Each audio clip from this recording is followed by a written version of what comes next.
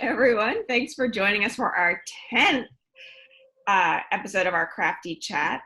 I'm Lucy, and I'm here with Heidi and Nancy, and we are going to start off today talking about something that's coming up. It's been a library event that we've done in the past, which is being part of Worldwide Knit in Public Day. This year, it falls on June 13th, and we have participated in it 3 years in a row at the library, but this year things are different. So we won't be doing that, but we wanted to talk a little bit about what the three of us might be doing that day to just celebrate knitting and fiber arts in general. So yeah, I was planning on just being outside. I spend a good portion of my afternoons outside. So I was just going to pick a park to see what the weather was that day. And I really like, my favorite spots in Ann Arbor are Gallup Park and, oh my God, I'm blanking on the names. There's a park on Ellsworth by Carpenter with Meyer. I think it's Montbelier Park. I can't remember. I don't remember either. I don't remember. I'm sure if somebody's watching this and they know, please comment and let me know what the name of that park is, because I could look it up right now, but I don't want to be on my phone on video. I mean, there's only like 153 parks, I think. Yeah. So. There's only, and I really like Island Park too. The problem with Island Park though is last time I went, there were so many gnats and flies that I was like eating them. They were like flying into my mouth. It was really gross. So it's a really, really pretty park with a nice, almost Greco-Roman open structure in it. It's really cute. And it's right in the middle of the river, right in the middle of the Huron River. It's really gorgeous. It can be a little buggy sometimes, so not the best place to go when it's buggy. But in Michigan, it's finally nice out, but now we've got to contend with other things. Bugs. I got my first mosquito bite this week. Oh. So I got it at Parker Mill. Parker Mill's another favorite of mine. Because I really like Fleming Creek. So I will probably be at one of those places. I have no idea which one. And knitting outside. So yeah. I'm not exactly sure where I'll be, but yeah, just being outside and definitely not trying to organize any events at this time. But last year was really great though. We did it in the lobby and we had 60 people that showed up. I mean, it was, and we had cake. And everybody was there, not just knitting, there was crochet, there was, I think there was people doing some embroidery or needlework. Yeah. You know, what I loved about last year too, it felt to me like it was exactly what it is supposed to be as far as a community event. We had all those nice little cafe tables set up, and, you know, I looked up at one point and there's just all these people who didn't know each other before they came, and they're all sitting around in conversation about what they're working on or helping each other. So I think that the spirit of that day was really well maintained there. So maybe while I'm knitting this year somewhere outside, I'll think back to the, you know, people teaching each other and how nice that was. Yeah. Hopefully we'll see a lot of like maybe posting on social media. I mean, that's kind of where we're at these days with any shared experience, you know, to like this is me participating in this thing. So that was one of the coolest things for me last year, was also going through and looking at all of the other posts on Instagram that were tagged for Worldwide Knit in Public Day. Yeah. See all the different stuff that other people were doing. That was really cool. And then my other favorite part is kind of a pet project of mine, was a community weaving project. I made a giant 2-foot by 4-foot PVC loom that I strung, and we just had random pieces of yarn and stuff out, and we got a full like 3 inches of weaving done on that piece, which was a lot. If anybody's ever done like basic weaving before, and even like a simple loom, it's time consuming. And there was one patron there that was there for like 2.5-3 hours just weaving, and she was having a blast, and it was really, really cool to see that. Yeah, we put that out for We Love Yarn Day, didn't we too? And kept working on it. So yeah, after I finished it for World Knit in Public Day last year, we put it out at We Love Yarn Day, and I think Pom Pom Palooza, and maybe 1 or 2 other events after that, because I wanted it to be an ongoing thing of like, let's see how much of this we can do at all these different events and see if we can finish it, and then maybe hang it somewhere in the library, or at least keep it. But that was really cool. I liked that a lot. Plus cake is awesome. I like cake, so. Yeah, and we can link to the website for Worldwide Knit and Public Day. Because that lets people know what other people are doing and what kind of virtual events or anything there are, or outside. There is a searchable list on their website of all the events that have been registered thus far. There is one registered in Michigan that I know of. Northville Public Library is doing one at the park next to one of their branches, and Northville is just north of Detroit. And they will also be doing a digital meeting over Zoom, so they will be broadcasting it on the internet while they're outside for folks that can't come.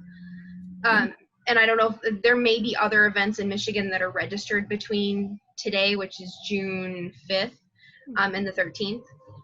So definitely, if you're interested, keep an eye on that, or just go out to the park, see who's out. I know Knit in Public Day 2 or 3 years ago, I was walking to work and saw people in the park. And there were people on the bus that were knitting, and I knit on the bus every time I ride. It's just something that it keeps me busy. And there were other folks on the bus that were knitting, and I thought that was really cool. So kind of a solidarity thing. It is great. You don't have to be knitting either. It can be anything. It can be, yes. Crocheting or stitching something, whatever. Yeah, we try to keep all of our events fiber adjacent to make sure that we are welcoming to everybody. You don't just have to be a knitter. You can come and crochet or sew or weave or whatever you're working on. Doesn't matter. Heck, even if you're not doing fiber art stuff, come make stuff with us. It's more fun. I think it's more fun to do it with people than it is to do it always by myself. Yeah. We talked a little bit last week about being ready to buy supplies, about being home for so long and working through some of our stash that we're finally ready to start buying stuff. I ended up watching the Neon Tea Party pom-pom making video that was posted on the 29th, and it was very fun. It was actually recorded, so it is on her website. And that was making patterned pom-poms was the video for that. And then, did you guys end up watching that? Yeah, I did. Yeah. And I've already picked a wall in my house. We had painting done early in the year, so we still have not gotten stuff all the way up on walls as far as so I'm like, all right, that wall right there, it just needs me to make a pom-pom garland, probably leopard, maybe. I don't know, based on what I learned in that video. So I'm excited to dive into that now that I have a project in mind and a dedicated space to put it. Yeah. That was I didn't make along with the video because I didn't have any of the Omega Krill yarn, and I wanted to I think I was working on something else while the video was running, but I have a cart full of Omega Krill yarn that I just can't decide what colors I want. So I'm having a very hard time of I want all of the colors, but I want to try to limit to maybe 6. Yeah. To not overload myself with yarn. They're small and easy to store, thankfully. But no, I was definitely very happy with that video, and realizing all of the pom-poms that she worked on, there were already tutorials on her website, so there were picture tutorials that I could follow along with while the video was going, and that was really nice. Yeah. It was a fun experience. I haven't done something like that in a while.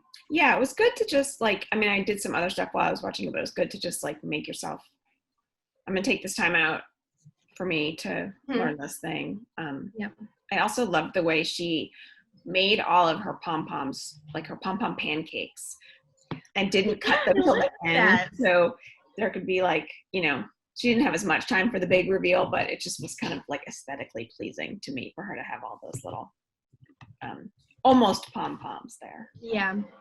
I liked her trimming guides too. I have a really hard time getting pom-poms to an even size so they look like spheres.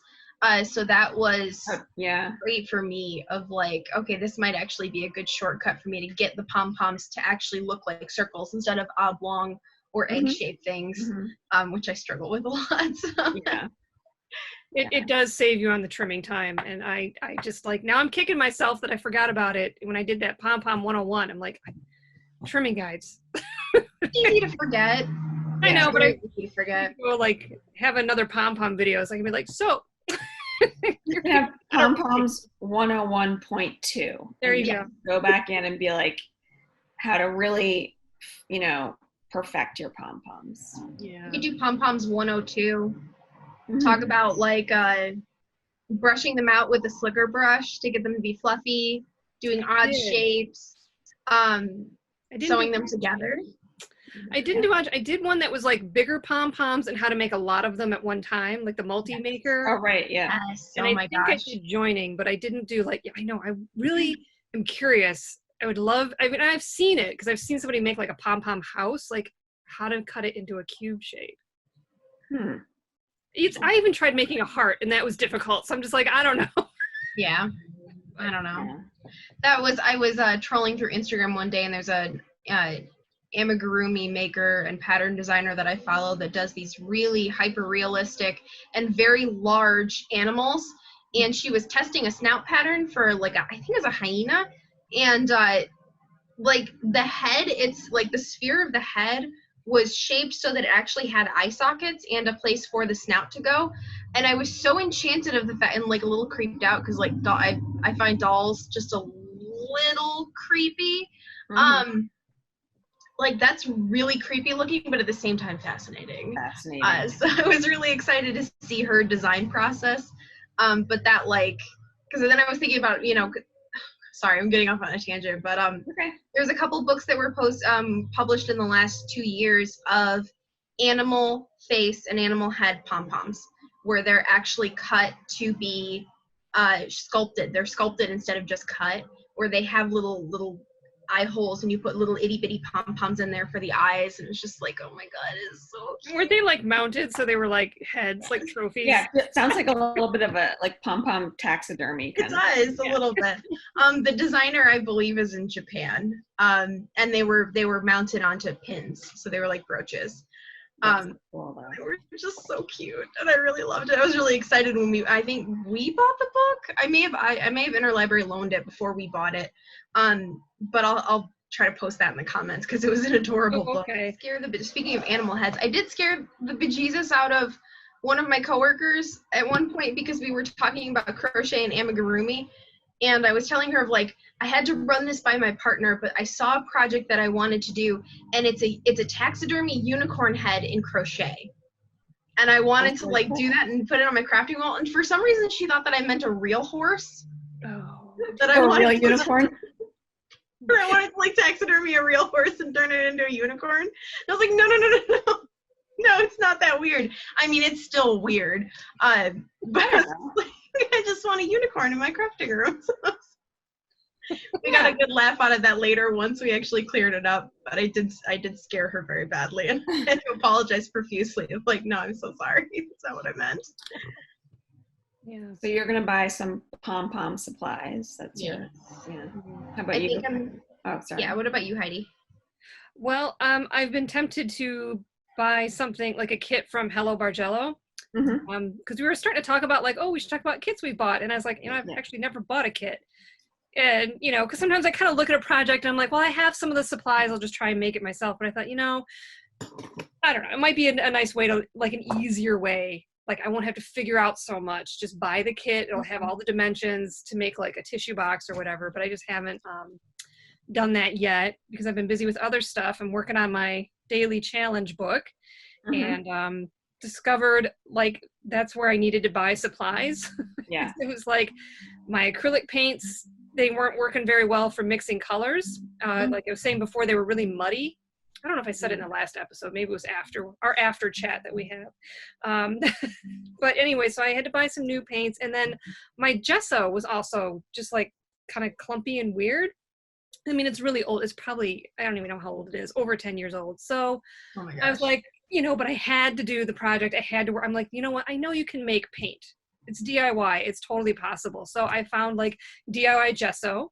And it sort of worked. It was like cornstarch, baking soda, and glue, white glue that you mix together with water. Oh. And it comes out kind of gritty. I mean, it did I'll put this all the way up here. It did work, sort of, but it's really like not smooth. Is it powdery, kind of like? Kind of. Leave a yeah. And the next day, I went to use it, and it was like a solid clump in the container. And I was like, well, I could sit here and try and like break it all up, but I was just like, that is just not worth my time. Like, gesso is like $5. I'm just gonna go. You know, I ordered some from Michael's. They're right up the street from me, which is nice. So I could just kind of walk there and do a pickup that way. So, yeah. So real gesso covers much better. It's nice and smooth. So wow, yeah, that's a big difference. So that was a learning. It's like, oh, how crafty can you be? Right. Yeah. So that's kind of where I've been doing that a little bit during this time, the stay-at-home time, where I've been working on programming and stuff, where it's like I had to buy some materials, you know, to work on a project that way. But I haven't really been buying things so much for me. So I think, you know, I'm kind of excited about that Hello Bargello, but I'm like, first I gotta finish something. I gotta finish like my shawl, you know. I'm getting close, so before I distract myself. I kind of made a list. Yeah, I feel like now, it's the same thing. Everything I bought, it's been to put together for like the little thing I needed for a program or something. So now all of a sudden it's like, wait, I want to make these pom-poms with the colors that I saw in the tutorial. So I, like you, Nancy, have picked out some colors, but it's hard to narrow down. It is really hard. I did get the Hello Bargello little kit, like the tiniest one. And it was a good spark, you know, like now I realize I can jump off from here, but that it was nice to like get this whole little, just here's what you need, exactly how much you need. I think it would be nice to have that tool as well. Yeah. Yeah. And because I have some of those donut ones and I don't really use them very often. They have their applications for certain kinds of pom-poms, I guess, for like complicated ones, like if you want to make Pokemon pom-poms, definitely, you know, but anyway, I think that Loomy tool would be nice to have instead of just cardboard all the time. So. Yeah, I have a Loomy that I got a long time ago. It doesn't even look like hers. It's like got less of I wonder if I have it right here. And it does make a difference. It's really nice for like, if you want to count revolutions and stuff like that when you're doing your pom-poms, like she talked about. So mine doesn't have like both sides. I think this is more so you can do weaving or like friendship bracelets even. I think that was the first design of Loomy tool that came out. When she first when that book was first published, there was just the one Loomy tool, and then she came out with other ones, or they came out with other ones afterwards to kind of diversify for like different interests. I like the Loomy tool because they're really good for tassels. I struggle with tassels. Getting them as nice as I would like them to be without the tool. So that I think is helpful. Yeah, I need to get some pom-pom makers. I keep a lot of cardboard around for, I have no idea why. I just hold on to cardboard for some reason. So I have a ton, and I've like cut out pieces to use for pom-poms. But I feel like that would be better for more complicated stuff like Pokemon or the cat or the animal faces and stuff like that. So, but yeah, no, the other thing that I just remembered I need to buy more of, my partner and I are doing a paint by number together that I found just buried in my stash. And a lot of the paints had dried up, so I had to remix the colors. And then in trying to remix the colors, I realized that the collection of acrylics that I have is also pretty much completely dried up, and they're all very, very gummy and terrible. I did manage to salvage some of them with just some matte medium that I used to mix in to try to liquefy them again, but that's been touch and go. So it's kind of like making a short list of I should get to just some basic colors where I want to do all this art journaling stuff and do a daily challenge with that. I don't have a lot of the paints that I wish that I had. So, and I had to buy smaller brushes. A lot of the really fine brushes that I really like to use for paint by numbers were kind of falling apart. So I have to get more paint brushes. But I did actually follow through with the getting rid of my desk and getting everything restarted or started for reorganizing my crafting space. And then I got rid of my desk and I was ready to buy my furniture. and I can't buy my furniture because the online purchase and pickup at the store for IKEA is full. There are no openings to do it because they've been rushed with people that are finally able to go out. So I'm having to kind of wait until I'm on a notification list of, when something opens up. But we were talking like delivery is taking, the next delivery dates that are available are July 7th. So they're running on like almost a month behind schedule. So it may be a little bit before I'm able to reset everything up, but it's also giving me the time of like, how am I going to organize everything once I actually get my furniture? So yeah, I'm excited about that. Yeah. So it's spending a lot more time on Pinterest and getting ideas for organization and stuff like that. So it's been very fun. I have a foldable 4-foot table, 4 or 5 foot table. I don't know. That I'm working on right now. So it's much more limited of a space, but it's better than not having a space at all. So it'll get there. Yeah, when I went to Michael's to pick up my order the other day, they were finally like open where people could go in. There was people waiting outside, and I actually, because there's something I needed to return, so I just asked her, I'm like, how are you doing returns? Is that even possible? She's like, yeah, although you might want to wait, because she's like, right now the people standing outside have been there for like an hour. I'm like, I would not wait an hour. Just order it online, but I think they just probably wanted to go in and, maybe browse and stuff like that. But I'm just like, shoot, I would not stand there that long. I'm kind of getting to the point where I would like to go. I'm still really nervous to be out in public. Yeah. But I would still like to just wander a little bit, get out, look at stuff. So. Yeah. I don't know. Find the clearance section. I love the clearance section at craft stores. I always pick up stuff. So. Yeah. It is interesting though when you remove any of that, like the impulsivity of being in an actual store. Like all three of us are sitting here talking about how carefully we've been planning what we might purchase for ourselves. And I mean, maybe that's always the way it is, but I do think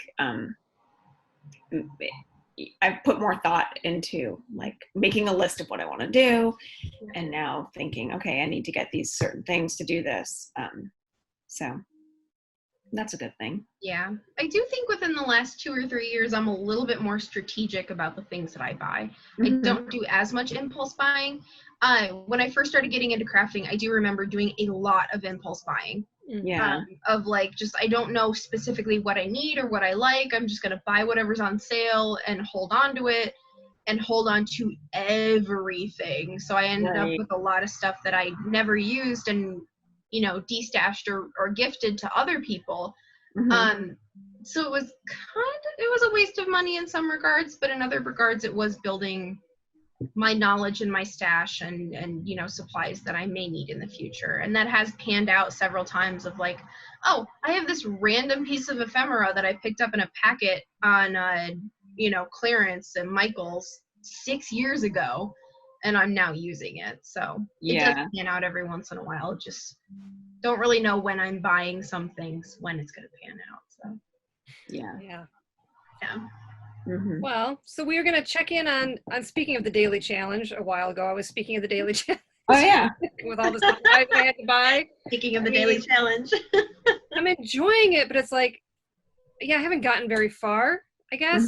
I mean, it's not like I've been doing it every day. I just don't have the time for it. And plus it's just like, okay, she showed me a new thing and I have to like cut a window. I'm like, where in the book do I want to cut the window? I want to cut multiple windows. And I'm like, it's just like, it's like I have to stop thinking and just go and do, and it's what I've had to do, especially with like the found word poetry was kind of challenging for me to be, because it's the Dalai Lama. I mean, how am I supposed to cut up his words? I'm like, and you can't here and there, but it's like he's teaching you these lessons and I'm like, I don't want that, take all that out, It feels too much like cherry picking. How dare But the other times it's like just dive in and just start doodling on the page or do something. But it does require a lot of different materials. So fortunately I have most of them, but like I said, I had to get the acrylic paint.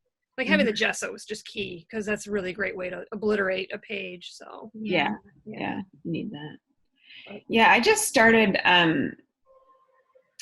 yesterday for the one that I was doing, which is drawing and painting with India ink and like some markers, with Lisa Congdon on there. So she sees and it's really simple. The thing is, I found that you do a thing with ink, like I'll show you, you paint a circle with ink.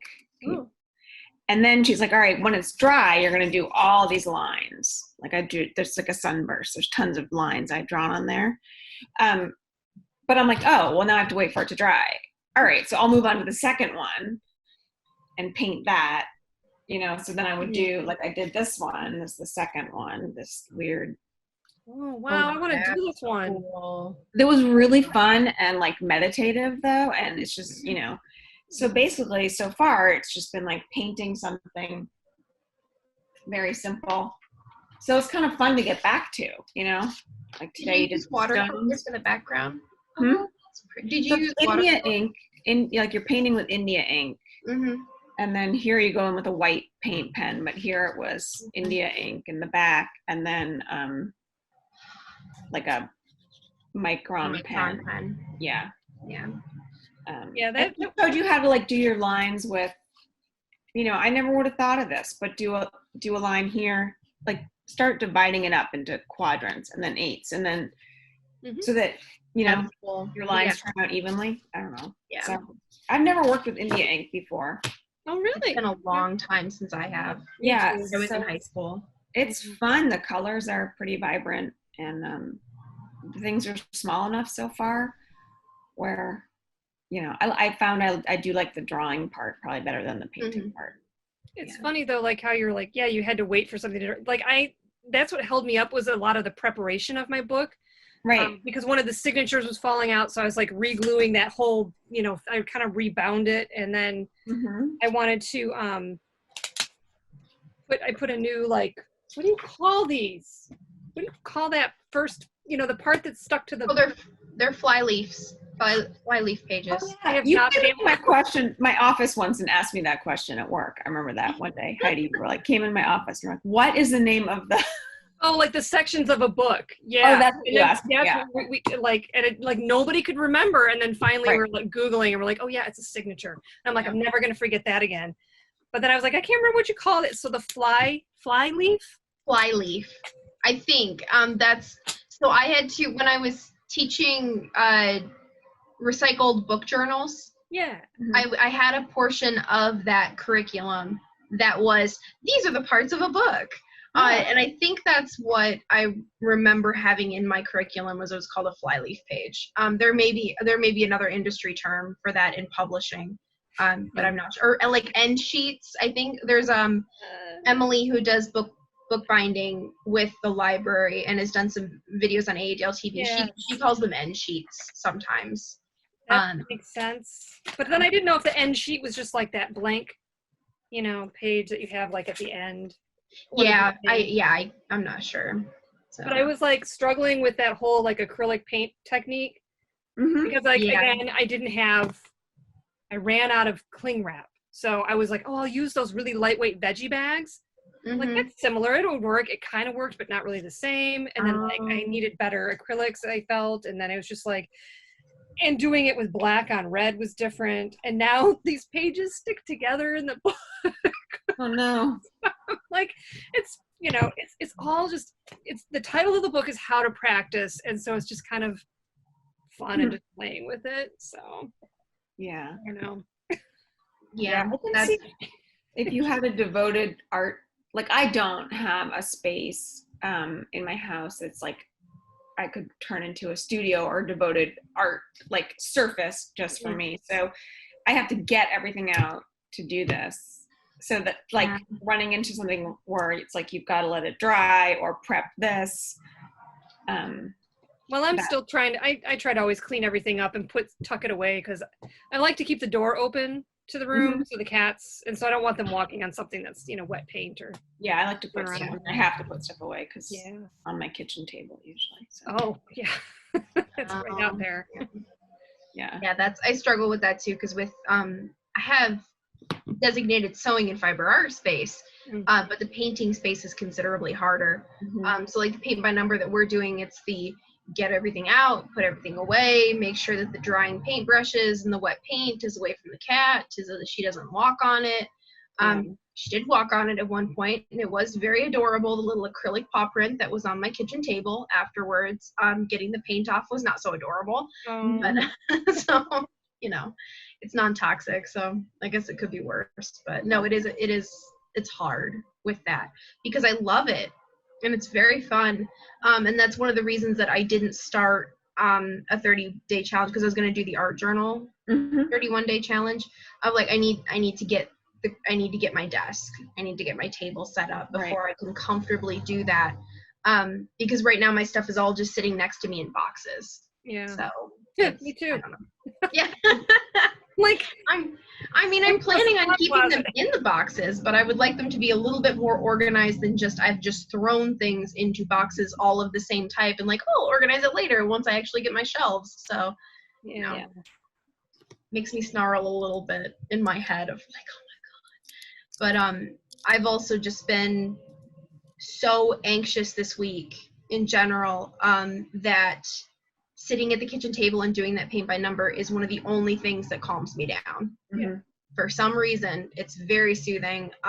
So it's like, no, I'm just going to sit here with this tiny, tiny paintbrush and paint in these tiny, tiny little voids. And that's going to, you know, help shut my brain off. So it's nice. Yeah, I could have drawn a million of those little lines, you know, it just was like. Oh, those look so cathartic. It was really, yeah. I mean, I did like 3 of each of those ones because, but yeah, it's nice to find something that's like really a small movement that you're focused in on that's meditative like that. I did have to also take a break from the book just because it was too much thought, even though if it's like simple, small things, like with different doodling, it's like, I don't want to do it in the book. I just felt too committed. I'm kind of struggling, and I really should just let it go and just start screwing around in the book. And if I don't have to keep it. Nobody's going to see it. I keep trying to remind myself this doesn't have to be perfect about it, you know. I totally hear you on that though. That's one of the biggest hurdles that keeps me from doing stuff like an altered book is I don't want to mess it up. I don't want it to look bad. I don't want to, screw it up. Cool ones out there. There's this guy, Tom Phillips, who took an old Victorian novel. It was called The Human Document, and he retitled it A Humament. Anyway, he's got a website because he's still working on like different volumes of this book where he's like blocked out the text and done these beautiful like paintings and drawings, and it's just like I can't even get started after seeing that. But I did make a list of like some of the ideas that I have that I want to do in the book. It's just like, okay. What was his name? Tom Phillips, I think it is. I will link it in the description because it was something they talked about in the Altered Book program. Okay. Tom Phillips. Yeah. A Humament. So he has a website, so you can find that. Okay. And that's really cool to look at. So yeah, that was the artist that I was talking about last week, Molly Roberts. That's one of her big things is that her in her art witchcraft, she does altered books as her grimoire, as her book of magic. And that was always so enchanting to me. But I was like, I had a hard enough time when I was in high school and college doing a book of shadows because I was so afraid that I was going to screw it up and I wanted it to look perfect. And for a long time, I kind of felt like I'd broken myself of that doing bullet journaling and planning. And then I was like, no. Bless you. It was like, no, I'm still struggle with that. We'll probably struggle with that for a long time, but that's normal, I think. And it's like the whole point of the program, I think, is just to like learn these different techniques. It doesn't have to be like, I should just let it be a complete like practice. How to practice. It any easier. Yeah. And I start reading it because I'm like, it's a lot. That was speaking of books, my brother came to me or texted me earlier this week of like, hey, I have all these secret books. Like you take a book and you cut all the pages out and then you glue the pages. I want to do that too. Yeah. He was like, so I realized that my copy of Moby Dick that I made into a secret book sticks out like a sore thumb on my bookshelf. What do I do? I was like, well, like we have a ton of copies of Harry Potter in hardcover that I've picked up as books that have been removed from the collection at past libraries that I've worked at. I've got 3 copies of Harry Potter and the Half-Blood Prince. Why don't you just take one of those and do that? And he was like, oh my God, he got really excited. So he's been working on that. And then right after that was a text message from him of like, hey, I want to make this patch for my Pokemon Go vest that says caution makes frequent stops. Can you help me with that? Because I want to embroider it. So we spent 2 hours designing this patch for him. He's a very avid Pokemon Go player. Yes, that's awesome. To do that, and that was very fun. Yeah. I think I'm finally ready to spring for a set of Chiagao red circular lace needles. A set of those. I think I want the mini ones to do 9-inch circulars for socks, and then smaller needles for like hats. A set of those is $80. So I did have a little bit of sticker shock with that, but I'm like, this set of needles will last me the rest of my life. Like they're the pinnacle of knitting supplies, knitting tools. So I felt a little less guilty about putting those in my cart and buying those, because I was like, no, I will actually use these. I sat down to do a hat and realized I didn't have the right size needle. My needles were too big, so I want to get I want to get one of those pressing mats. Those are not inexpensive though either. It's like they're not. Ironing, but I'm just like, sounds like a bit, because sometimes I do little things like that, and I'm like doing it on this like cork board, and it's just not really, it's not right. I have a pressing mat, and then I have a foldable ironing board that I got at IKEA when I was in college. Yeah. I mean, I have an ironing board, but I don't want to get that whole thing out. Nobody wants to get out a full-size ironing board to just iron something tiny. That's not. You're just putting that fusible material down. You don't want to spend that time. Yeah. No. I also want a new paper trimmer, so I keep looking at those. But they're always like sort of on sale, so you can't ever use those nice coupons. So I'm just kind of waiting. Probably wait for birthday or something like that. And I also don't know which one I want. Like, I feel like I need to see it, because I know I bought one time and I had to return it because it was like a Friskers and it was inexpensive, but it was just like, it felt too cheap. Like, I'm like, this is not going to hold up to cut anything. So I have a Fiskars sliding. It's a folding. Yeah. I have like folds and slides. Yeah. It's not stuck in the when they slide like that. I think it wiggles too much. Tear almost. Oh no! The blades go dull so fast. And the blades are so expensive. Yeah. Where, like I have it and I use it. It's not the greatest, but I do so little paper crafting that I can't justify buying anything bigger or that's more durable or has a better blade. It's been 8 years and I've never changed the blade on it. I have an extra blade. I should probably just do it. But that's the one that I want. Like, you need that. This is my dad's from when he did photography. I mean, this is like, my dad's 80, 81. Like, how old is this thing? But it's like, it's got rust in it. It still works though, so it's a little stiff. Like, that's the kind though. Like, if you get something with the rolling sliding thing. But I want the rotary kind. I feel like you risk having that catch on certain. Yeah. Whereas if you get one that's $300, it might not. Yeah, maybe not. But that arm is a nice, clean cut. That, Heidi, you can take those places to have the blade sharpened. Yeah, I probably should. You can. I'm surprised how sharp it still is, honestly. But I know. Well, no, don't get rid of it. I'm not gonna find those. Like, there's like try to find somebody that'll sharpen the blades for you, or like WD-40 the hinge. Yeah. And see if that helps. But no, that's the kind that I want. I know. I can't justify having one though, because again, it takes up a lot of. It's bulky, But yeah, I'm not gonna. I did. I'm glad I stopped myself from having to get the paper trimmer this week. So, yeah, definitely. Anyways, well, there we have it. Our episode 10. Yep. Thank you guys so much for joining us. We appreciate you coming to watch our videos. If you have any questions for us or any comments, please leave a comment down below. Feel free to like the video and subscribe to the channel to check out other videos of all different kinds through AADL TV. We will be back next week for episode 11. In the meantime, stay safe, Don't forget to love each other, and we'll see you next week. Bye. Bye. Bye.